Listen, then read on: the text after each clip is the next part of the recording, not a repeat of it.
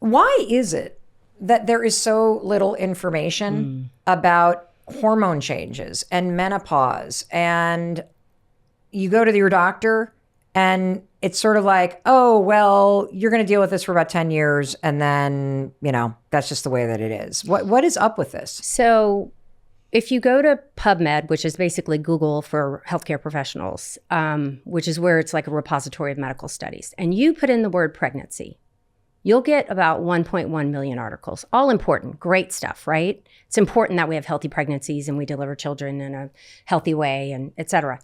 When you put in the word menopause, we get 94,000 articles. We only get 10% of the funding. That means 10% of the brain power, 10% of the research for the last third of our lives.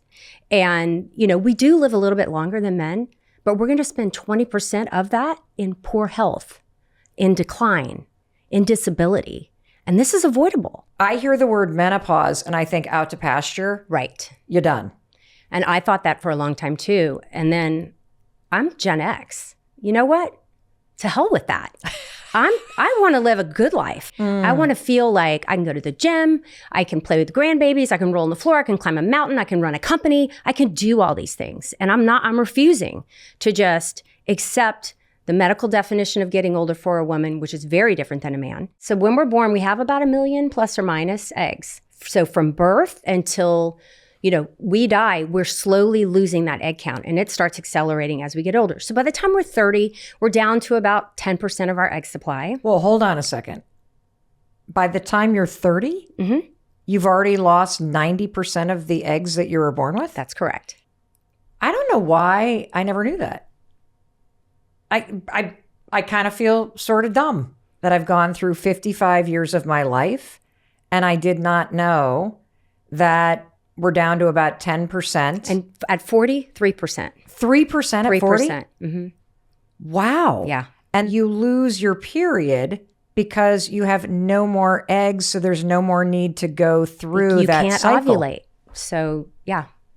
There's Holy nothing cow. left. But doesn't it make sense now? Of course it makes sense. Why it's harder to get pregnant when you're older, why you're more likely to have a chromosomal abnormality, because the number and quality of your eggs is declining with age. What happens for females is that our endocrine system, especially the ovaries, age at twice as fast a rate than the rest of our body. The endocrine system is where our hormones are created. Okay. All of our estradiol, our progesterone, and about at least half of our testosterone is created in those ovaries every single month, every single day. However, when we get to perimenopause, things start changing. And when we get to full menopause, we have no eggs left. The ovaries decline. We're losing our ovaries at the average age of 51. They stop producing sex hormones. And we basically are forced to live the last third of our lives without the benefit of estrogen, progesterone, and about half of our testosterone. I get this at a level that I've never understood this before.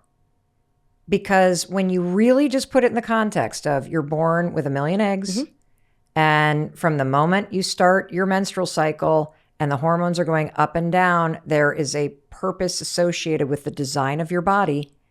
And once that stops, everything gets disrupted in your body.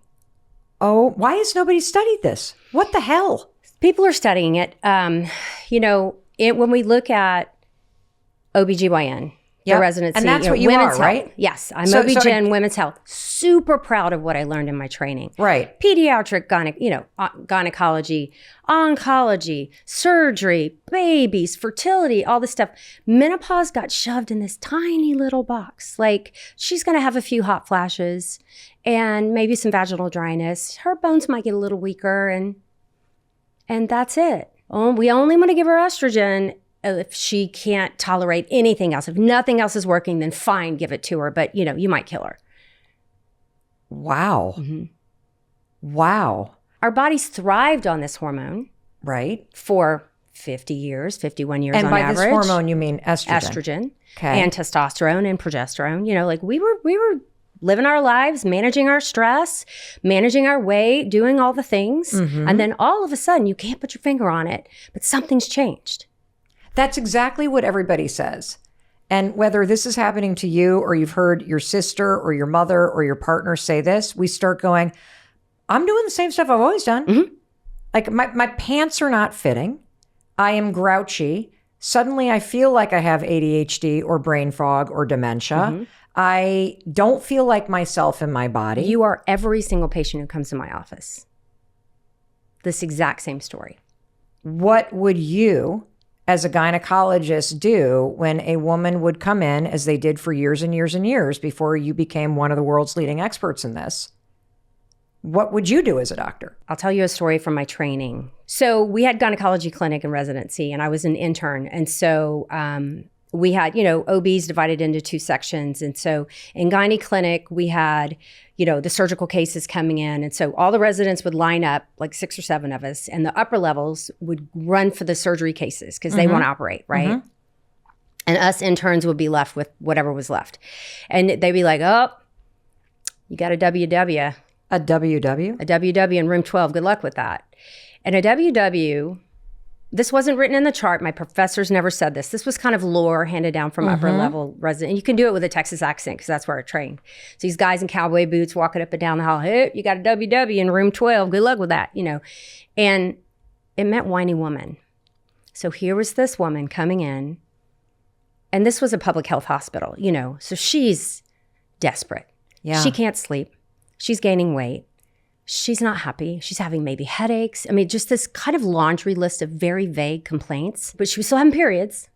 Yes. Maybe irregular, maybe heavier, maybe lighter, maybe, and just this. And you were like, oh, it's just part of aging. If she came in complaining of libido, I was a deer in the headlights. Like, I didn't know what to tell her. Like, we were taught nothing about the female sexual response or medications that might help, or, go out and have some wine, relax, get a new boyfriend, all the other complaints. I would start sending her to other specialists. Like, let's go see a cardiologist for the palpitations and the, a neurologist for your headaches and the, and she'd walk out of my office with 6 referrals, and I didn't know enough to say, let's try some hormone therapy and see if these things get better. I'll do some blood work. Let's make sure it's not autoimmune disease or hypothyroidism. I was doing that. I just think back on that and that we can do so much better. We got to do a better job training every single healthcare professional in all specialties about how special menopause is and what the lack of estrogen is doing to each and every organ system. Each female has a unique expression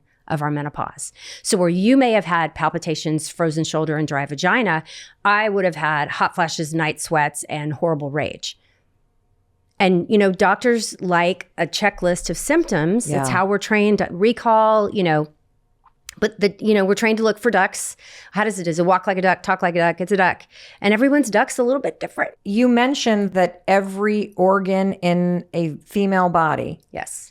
Every organ system, yeah. Every organ system has receptors or has what for estrogen? That's where the research is really exciting right now, is that Duke University did this elegant study looking at frozen shoulder, which is adhesive capsulitis, so common in women, especially in menopause.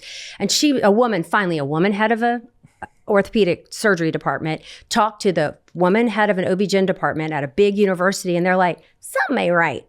And they did the studies and they showed that women on hormone therapy have a lower chance of frozen shoulder. They pulled all the data, and they're like, why would that be? Why? So then now they're going in and doing biopsies of all these joints and saying, there's tons of estrogen receptors here. And when we lose that estrogen, we're seeing it's an anti-inflammatory hormone in the bones and joints. So we have arthralgias, joint pain, capsulitis, all of this stuff tremendously flares. And some of your listeners were like, oh my God, right now, I had frozen shoulder. So really, really common. Or hip pain or joint pain, or you can't roll over in the bed. It's so painful. And you have no injury. Wait, I'm sitting here feeling one revelatory, oh my God, oh my God, oh my God. Like there are times in bed where I am laying there and I will go to roll over and it's as if I have to pry myself over. I'm so stiff. Wow. Mm-hmm. That makes so much sense, actually. So if the estrogen receptors are in your organ system, that then presumes that it's impacting liver function, kidney function, everything. Lung function, heart function, brain function, genital urinary function, as we know, bones, osteoporosis we've known forever. That's a no-brainer. Wow.